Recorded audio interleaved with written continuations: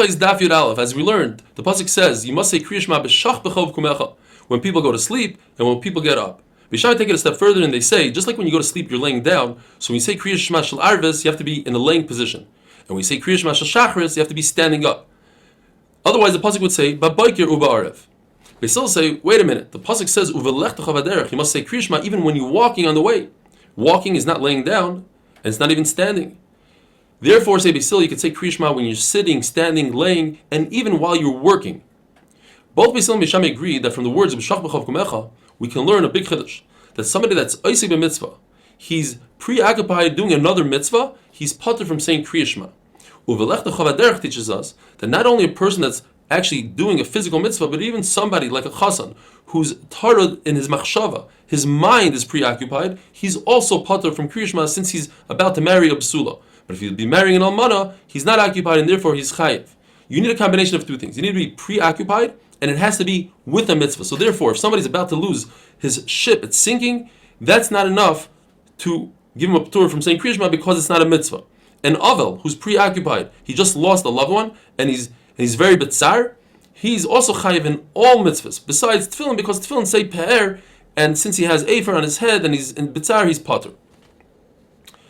Even though Beis Hillel used Uvelech Techav Haderech to teach us this concept that oisik b'mitzvah you patur, nevertheless they learned the physical words Uvelech Techav Haderech that it's talking about a person that's walking and not laying down.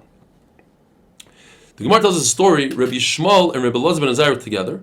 Rabbi Shmuel was laying down, Rabbi Elazar ben Azariah was standing. When the time came to say Kriya Shema, Rabbi Elazar ben Azariah decided to lay down like Bishamai. And Rabbi Shmuel, who was laying down, jumped up to say Kriya Shema. So Rabbi Elazar ben Azariah told him, you remind me of a mashal. Somebody had a beautiful beard, and they told him, look, your beard is beautiful. So he said, okay, let me cut it off. I was standing up and I laid down, and because I lay down, that's why you stood up. I give you a compliment, and you're doing the opposite of what I'm doing. So he said, no, I am worried that people will see us, and they'll say that the Allah is like Bishamai. What's the difference? Because they still say you could also lay down. But since you were standing and then you lay down, so it looks as if you passing like Bishamai. So what is the halacha if you do like Bishamai? According to Rabbi Cheskel, it's okay, you're Yaitza. But according to Rabbi Yosef, you're not Yaitza at all. Similarly, we have that if somebody does a sukkah, like Beis Hillel, most of his body's inside the sukkah, but his table's inside the house. According to Beis Hillel, it's fine. Beis Shammai say if you do like Beis Hillel, you're not Yaitza at all. So if you reverse that, you say if you do like Beis Shammai, Beis Hillel will hold you didn't do anything. And according to Rav Nachman bar Yitzchak, not only did you not do anything, but you're chayiv misa. You see in the Mishnah, Reb Tarfon says, I once put myself in danger in order to be Yaitza like Beis Shammai, and Chacham told him, if something would have happened to you, you would have deserved it. The Mishnah tells us, based on the pasuk, Sheva Bayoim Hilalticha, you should say 7 brachos, 7 birkas Kriya Shema. How do you break it down? The Mishnah says, in the morning you say 2 brachos before Kriya Shema and 1 after. In the evening you say 2 before and 2 after. In the evening, the Emunah, Emes V'Emunah is a very long bracha, and Ashkivenu, compared to Emes V'Emunah, is considered short. Anytime Chachamim were masakin a long bracha or a short bracha that finishes with Baruch Atah Hashem or doesn't finish, and you add or take off, you're not doing the correct thing.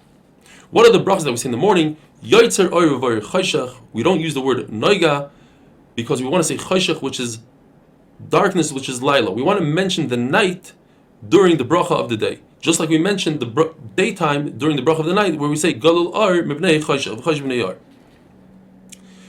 According to Shmuel, what's the second bracha? Ahava Rabbah, like Nusach Ashkenaz. According to Chachamim, it's Havas Olam, like Nusach Sfard. Tosfos says, therefore, one should say Ahava Rabbah in the morning and Havas Olam at night. Like Nusach Ashkenaz, I guess Tosfos wore Chachmei Tzarfas Ashkenaz. Shmuel says halacha that if somebody gets up early to learn, he should say Birkas HaTorah. And if he said the Kriya Shema with Birkas Kriya Shema, so Ahava Rabbah patters him from saying Birkas HaTorah. When do you say Birkas HaTorah? Machlokes. Rav Huna says you only say Birkas HaTorah in Torah Shebiksav if you learn Chumash, but not even a medrash that tells you the halachas that come out of the Chumash. Rav Elazar says even medrash. Rabbi Yochanan says you say Birkas HaTorah even for Mishnah, and Rava says you say Birkas HaTorah even for Gemara, and Rashi says because that's the Iker Torah, and this is great for Daf Yomi people. Gemara is the main part of Torah.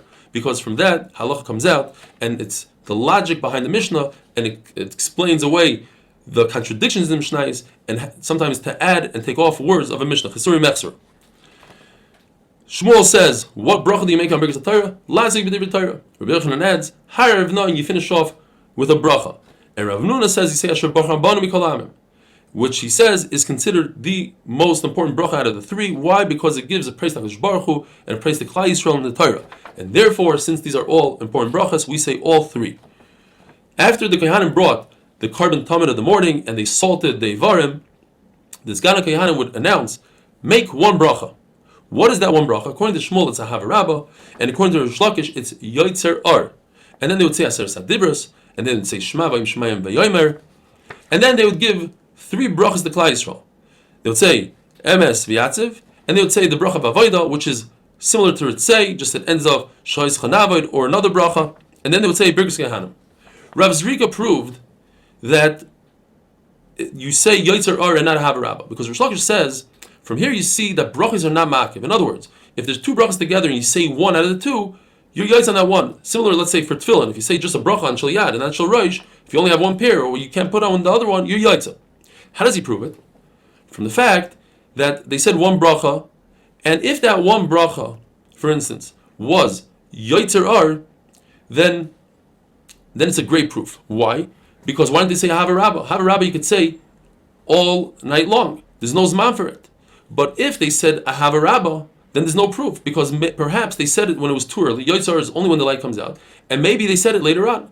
The Gemara is doichen. The Gemara says perhaps they said both brachas. What he meant to say that it's not ma'akiv, that the seder is not ma'akiv. You could say one before the other, and it doesn't matter in what order. Have a wonderful day.